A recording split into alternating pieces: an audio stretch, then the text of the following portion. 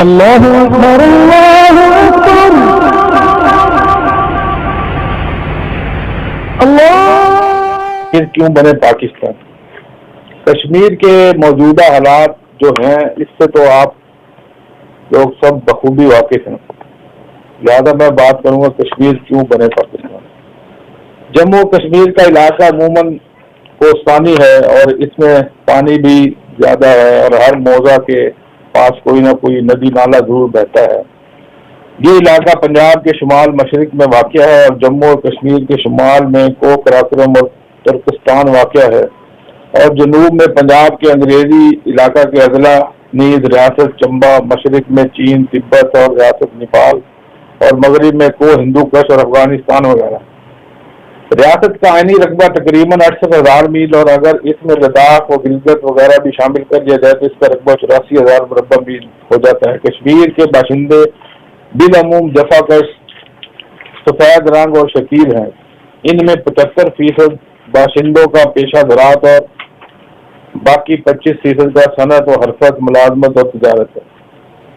ریاست جموں کشمیر طبعی طور پر 3 حصوں میں منقسم ہے. ایک حصہ اعظم ہمالیہ، دوئم کو ہمالیہ اور حصہ سوئم کو ہمالیہ کے پار کے علاقہ جات ہیں. کو ہمالیہ کے علاقہ کو کشمیر کہا جاتا ہے. کشمیر مغربی ہمالیہ میں سطح سمندر سے تقریباً 6,000 فٹ کی بلندی پر واقع ہے. اس کی بناوٹ ایک بڑی ناہموار اور بیضابی شکل کی ہے. اس کے بیچ میں اس طرح کی ناہموار وادی ہے جو چاروں طرف سے پہاڑوں کے سلسلہ سے گھری ہوئی ہے. یہی پہاڑ وادی کو عرصہ دراز تک بیرونی حملوں سے بچائے رکھا. انہی نے کشمیر کو ایک نمایاں انفرادیت کی تاریخی حیثیت بخشی. یہ علاقہ تقریباً 84 میل لمبا اور چوڑائی 20 سے 25 میل ہے. اس کا رقبہ 18,000 مربع میل کے قریب ہے اور یہ پورا علاقہ اونچے پہاڑوں سے گھرا ہوا ہے. ریاست جموں کشمیر جسے عام طور پر کشمیر صرف کشمیر ہی کہا جاتا ہے 5,000 سال قبل مسیح سے تاریخ کی کتب میں ضرور ملتے ہیں. شروع میں یہاں تقریباً 600 سال تک ویاکرن اور اس کے 50 ورثہ حکومت کرتے رہے، یہاں تک کہ 250 قبل مسیح میں اشوک نے کشمیر کو فتح کیا اور بدھ مت اور ثقافت کو رواج دیا.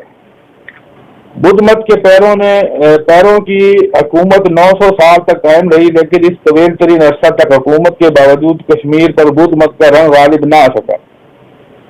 یہ دور مجموعی طور پر امن و امان آشتی کا دور تھا. اس دور میں حکمرانوں نے جو عمارات اور مندر تعمیر کیے ان کے کچھ نشانات آج بھی ریاست میں مختلف مقامات پر موجود ہیں.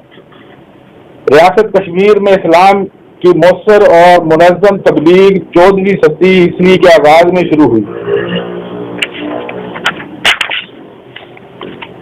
کشمیر میں اسلام کے سب سے پہلے کامیاب مبلغ حضرت بلال شاہ تھے.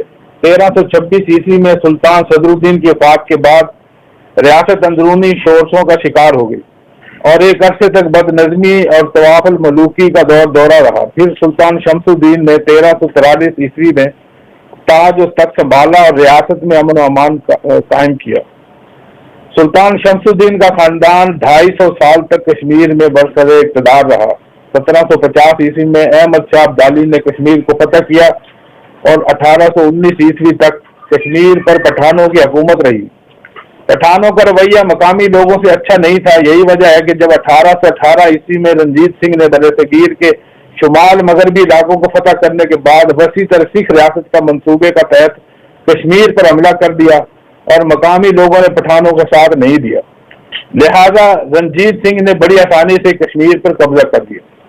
سکھوں نے تقریباً 30 سال تک ریاست پر حکومت کی اور یہ دور ظلم و تشدد اور جبر و استبداد کا وہ تاریخ ترین دور تھا جس سے کشمیریوں کو واسطہ پڑا. مسئلہ کشمیر کو سمجھنے اور منصفانہ حل تلاش کرنے کے لیے ضروری ہے کہ اس مسئلہ کی حقیقی نوعیت کو سمجھنے کی کوشش کی جائے. مسئلہ کشمیر اور اس کے ممکنہ حل کے بارے میں یہ جو طرح طرح کی بولیاں سننے میں آتی رہتی ہیں، ان کی وجہ یہی ہے کہ اکثر حضرات کے ذہن میں مسئلہ کی اصل نوعیت واضح نہیں ہے. اکثر لوگ کشمیر کے مسئلہ کو ایسے تنازع کے طور پر جانتے ہیں کہ دو ملکوں کے درمیان ایک خوبصورت خطہ پر قبضہ کرنے کی خواہش ہے، لیکن مسئلہ کی اصل نوعیت یہ نہیں ہے. اپنی اصل میں یہ مسئلہ محض کشمیری کا نہیں بلکہ پاکستان کا مسئلہ ہے۔ برصغیر ہندوستان کی تقسیم دو قومی نظریے کی بنا پر عمل میں لائی گئی۔ تقسیم سے قبل کانگریس کا موقف یہ تھا کہ برصغیر میں صرف ایک قوم آباد ہے جس کا نام ہندوستانی ہے، اور یہ کہ مذہبی بنیادوں پر ملک کی تقسیم عمل میں نہیں لا جا سکتی۔ برعکس اس کے مسلمان ہند اپنے الگ وجود پر مصر تھے، اور ان کا موقف یہ تھا کہ ہندوستان میں ایک نہیں دو قومیں آباد ہیں، ہندو اور مسلمان۔ مسلم لیگ نے اسی دو قومی نظریے کو اپنی جدوجہد کا محور مرکز بنایا، اور اس دو قومی نظریے کا نام ہی پاکستان ہے۔ مسلمانوں کی عظیم الشان قربانیوں اور ان تک جدوجہد کے نتیجے میں کانگریس نے بامر مجبوری ہندوستان کی تقسیم تو منظور کر لی، لیکن اس نے دو قومی نظریے یعنی قیام پاکستان کی اصل اساس کو دل سے تسلیم نہیں کیا۔ دو قومی نظریہ کا سیاسی اور قانونی ترانہ اظہار وہ قانون آزادی تھا جس کے مطابق برصغیر کی تقسیم عمل میں آئی۔ اس قانون میں تقسیم کا جو فارمولہ واضح کیا گیا تھا وہ یہ تھا کہ مسلم اکثریت کے ملحقہ علاقے پاکستان میں شامل ہوں گے اور ہندو اکثریت کے علاقے ہندوستان کہلائیں گے۔ لہذا کشمیر مسلم اکثریت کا علاقہ تھا اور اس کے ساتھ ہی ساتھ جغرافیائی لحاظ سے پاکستان کی سرحدوں سے ملحق بھی تھا۔ چنانچہ اس اصول کے مطابق اسے لازماً پاکستان میں شامل ہونا چاہیے تھا، مگر بھارت نے تشدد اور فریب سے کام لے کر کشمیر کو اپنے قبضہ میں لے لیا۔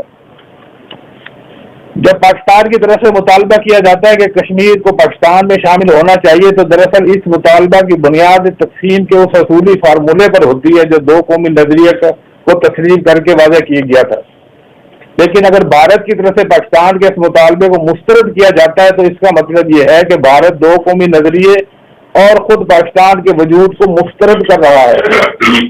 گویا کشمیر کی پاکستان میں شمولیت کے حق کو چیلنج کرنے سے لازمی ہے اور منطقی طور پر جو سوال سامنے آتا ہے وہ یہ ہے کہ آیا پاکستان کو بھی اپنا وجود برقرار رکھنے کا حق ہے یا نہیں۔ اس پس منظر میں مسئلہ کشمیر نہیں بلکہ مسئلہ پاکستان بن جاتا ہے۔ اب جو حضرات پاکستان کو کشمیر سے دستبردار ہونے کا مشورہ دیتے ہیں وہ سوچ سکتے ہیں کہ ان کے اس مطالبے کی اصل زد کس پر پڑتی ہے۔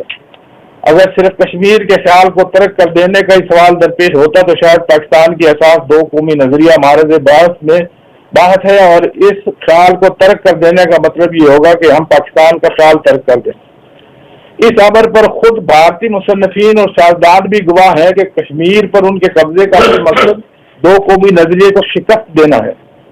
جبوتی بھوجدار گپتا نے بالکل بجا کہا ہے کہ اگر کشمیر پاکستان کے ہاتھ سے جاتا ہے تو یہ دراصل نظریہ پاکستان کی شکست ہوگی۔ پھر اس کے بعد ایک آزاد ریاست کی حیثیت سے پاکستان کے وجود کے خاتمہ میں کچھ زیادہ وقت نہیں لگے گا۔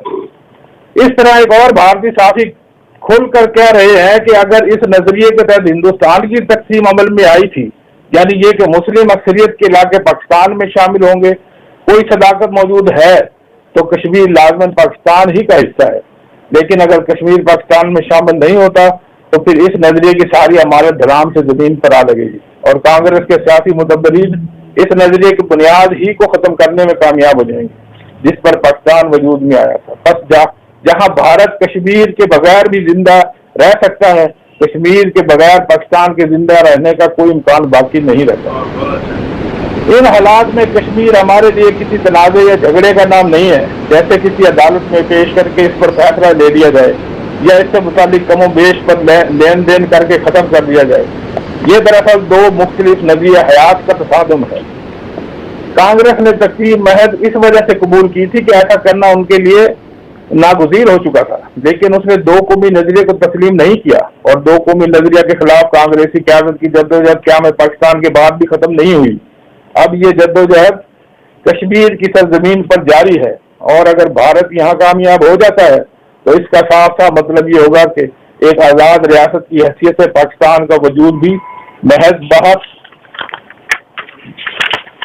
بحث میں پڑ سکتا ہے۔ مسئلہ کشمیر کی اصل اہمیت اس مرکزی نقطے میں ہے کہ دو قومی نظریے کے جواز پر مسلمانوں اور ہندوؤں کی جنگ ابھی ختم نہیں ہوئی۔ میدان جنگ البتہ تبدیل ہو چکا ہے۔ ہمارا ملک پاکستان اللہ تعالیٰ کی بہت بڑی نعمت ہے، جس نے دو قومی نظریہ کی کوکھ سے جنم لیا اور اس دنیا کے نقشہ پر ابھرا۔ مسلمانان ہندوستان نے یہ خطہ نفاذ اسلام کے لیے حاصل کیا تھا۔ دو قومی نظریہ کی تقسیم کے فارمولے کے تحت قدرتی طور پر وادی کشمیر پاکستان کا حصہ ہے، لہذا پاکستان کشمیر کے بغیر نامکمل ہے، اور بانی پاکستان قائد اعظم محمد علی جناح نے فرمایا کشمیر پاکستان کی شہ رگ ہے۔ پاکستان ایک زرعی ملک ہے اور زراعت پانی کے بغیر ممکن ہی نہیں، لہذا ہماری فصلیں، اناج، سبزیاں، نو اقسام کے پھل اسی پانی کے مرہون منت ہیں۔ جو پانی وادی کشمیر سے بہتا ہوا ہمارے پیارے پاکستان میں پہنچتا ہے اور ہماری فصلوں کو سیراب کرتا ہے، لہذا اس لیے کشمیر بنے گا پاکستان۔ وما علینا الا البلاغ۔